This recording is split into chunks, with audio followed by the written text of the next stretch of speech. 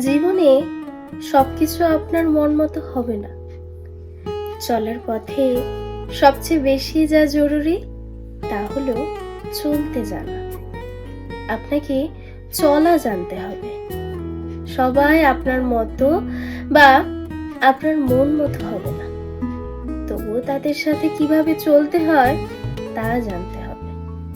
হোঁচট খেলে পাশের জন ধরার আগেই আপনার নিজেকে সামলে নিতে হবে। কোনোভাবেই কারো উপর নির্ভরশীল হওয়া যাবে না।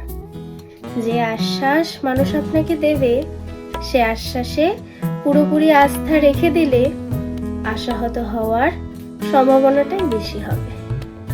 মনে রেখো, সবকিছু নিজের মন মতো হওয়ার চেয়ে সবকিছুতে নিজের ভালো হওয়াটা জরুরি।